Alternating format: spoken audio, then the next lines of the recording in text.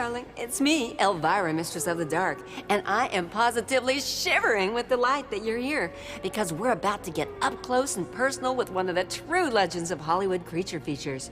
Here's a man who spent his whole life turning lifeless, inanimate objects into some of the wildest characters you've ever seen. Kind of like what I tried to do with my boyfriend. Hey, I mean, not even Dr. Frankenstein could bring that guy to life. Well, anyway, darling, get ready to take a trip into the world of Dynamation and meet the Sultan of stop-motion special effects, Ray Harryhausen.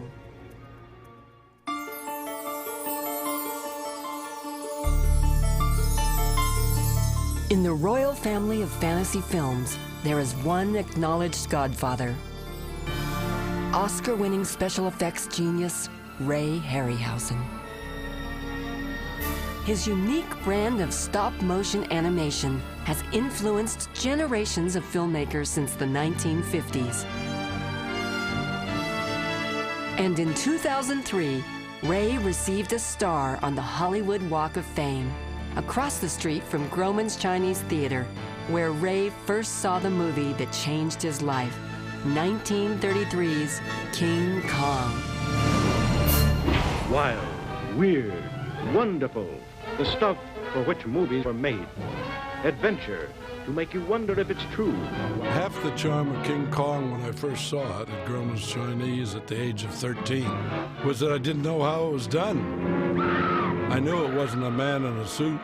The picture haunted me, particularly the animals, the fact that you could bring dinosaurs alive.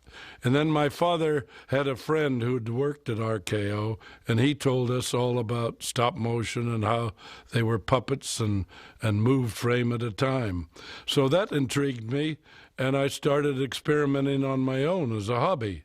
Because I used to make dioramas of the La Brea tar pits, but they were all just models of prehistoric life. My introduction to Willis O'Brien came about when I was in high school, and he kindly invited me over to the studio, and I told him about my models, and I brought some over in a suitcase, and he gave me this advice that he said my Stegosaurus looked like the legs were sausages. He said, "You've got to study anatomy." So I went back to school, night school, while I was still in high school to study anatomy. One of the early characters I was making an experiment with was a cave bear for my proposed film, Evolution, which was never completed. And I needed fur for it, and I saw Mother's fur coat in the closet, and she didn't seem to want it anymore, and I didn't get a spanking. So I cut that up for the fur on my first cave bear. I took some of my tests over to George Pal and showed them to him on my 16-millimeter projector. And he was very impressed because not many people knew much about stop motion. So I got my first job with George Pal Puppetoons. And then Willis O'Brien started this film called Mighty Joe Young with Marion C. Cooper, who made Kong. He hired me as his assistant. So for about a year, I worked with him on preparing Mighty Joe. And then when the animation came along, he was too tied up getting the new setups made that I did practically 90% of the animation. See Mighty Joe Young, enraged by Hollywood pranksters, destroy Filmland's swankiest nightclub on the fabulous Sunset Strip. My initial entrance into the film business, of course, was Monster on the Loose type of stories.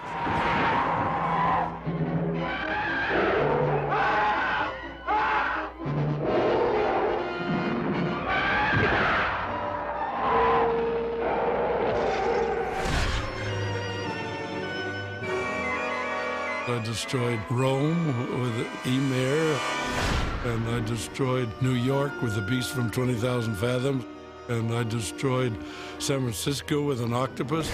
West Coast reels under Holocaust. A tidal wave of terror engulfs the screen as a raging monster from the dawn of creation attacks the world of man.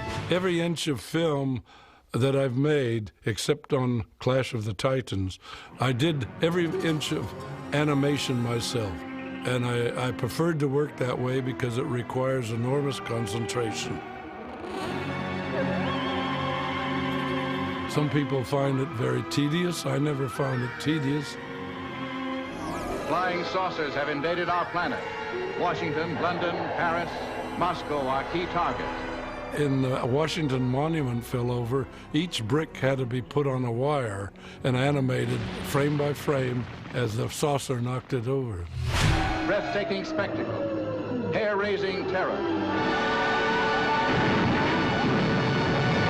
I wanted to approach the whole fairy tale concept in a different way so that the monsters and the symbolic creatures that you seldom see on the screen were the stars. See the six-armed goddess of evil. And it developed that way. I didn't design it that way. I did it just to put science fiction and the amazing image on the screen because no one else had done that. And I came across the Sinbad legends, which was ideal. See the spectacular battle between the one-eyed Cyclops and the fire-breathing dragon. The incredible magic of Dinorama recreates the enchanted, breathtaking adventure that could never be told before. In our early days, when these films, even Mighty Joe Young, came on the screen, the critics would call it animation. And everybody thought it was a cartoon, so we've coined the word Dynamation. Dynamation, miracle of the screen, captures the whole marvelous, miraculous story of man's first journey to the moon. I found a whole new avenue for stop motion in the legends of Sinbad. And later, the next step, of course, was Greek mythology. Jason and the Argonauts, caught in the clutches of the towering bronze giant Talos. We're trapped! Talos, the bronze man, that was a challenge. I got criticized many times by critics saying that it was jerky, but I deliberately made him mechanical looking because he was supposed to be made of bronze. Jason and the Argonauts, facing the dreaded seven-headed Hydra. Battling the merciless army of skeletons. I find the skeletons are some of my best friends as well. They were a challenge to do 7 skeletons fighting 3 men. I get a lot of fan letters saying they prefer our films to the new CGI even. 1 million years BC, primitive man and monstrous beasts fought each other to inherit the earth. I've always felt that stop motion has this added advantage of giving you this dream quality of a nightmare, which I think is essential to fantasy. And if you make fantasy too real, I think you make it mundane.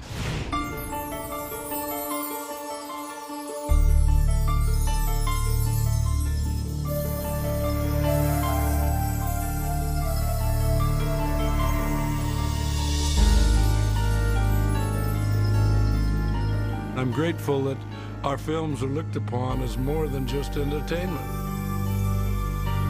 It does my heart good to see at some of these conventions when a family of 3 generations come up to me and say, "My father saw your film and taught me to look at your film, and I'm teaching my children. Would you please sign these? You've made my childhood, you know?" And I'm grateful that our films have done more than just entertain people.